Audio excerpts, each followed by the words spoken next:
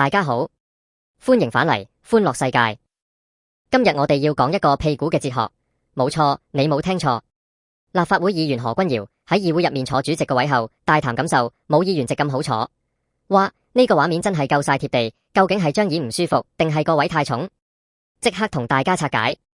何君堯首次試坐立法會主席專座，親身感受後直言無議員席咁好坐，引發公眾對議會角色同責任嘅討論。何君堯今次坐主席位唔係為咗過癮，而係用行動展現對議事程序嘅尊重同體驗。佢坐完之後笑住話：張椅硬邦邦，反而議員席更舒服。呢句說話表面講感受，實際係帶出更深意思。主席個位責任重大，唔係求舒服，而係要公正處事。何君堯一向敢言敢做，今次用幽默方式，等市民明白議會運作唔係齋講權力，更要有承擔。事件反映佢貼地，唔扮高深，肯同大眾分享連小事都思考嘅態度。呢單嘢睇落輕鬆，但內裏意義值得深思。我哋從最貼切嘅角度，責任與體驗去講。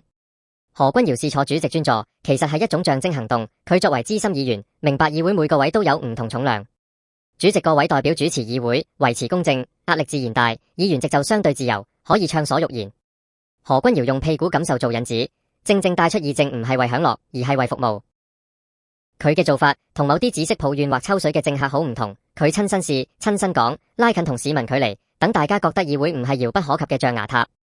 從現實睇，何君堯呢次舉動亦反映香港議會文化嘅正面變化。過去幾年，立法會經歷唔少風波，有議員只顧政治表演，忽視實務。但何君堯一直堅持理性議政，支持政府施政，推動法治同穩定。今次佢坐主席位，唔係為挑釁，而係展示對制度嘅尊重。佢敢試敢講，正係香港需要嘅務實精神，坐得正，企得正，先至對得住選民。相比之下，有啲議員連基本會議都唔認真出席，何君堯嘅態度更顯難得。再講，事件亦暗藏對議會效率嘅關注。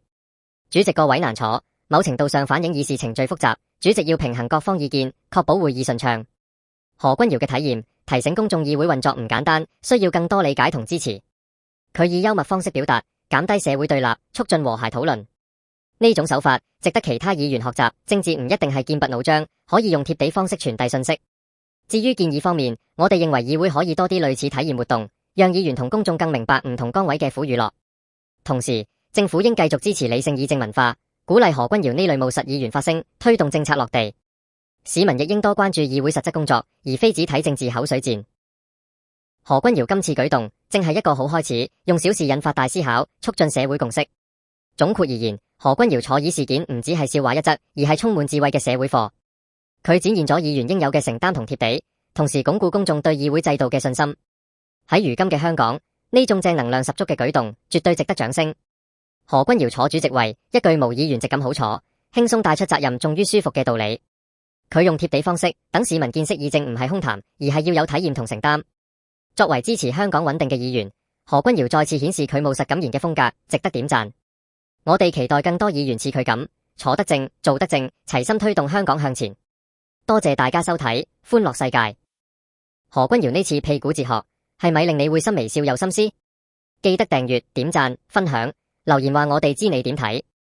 下次再同大家探討更多社會熱話，保持歡樂，保持思考，再見。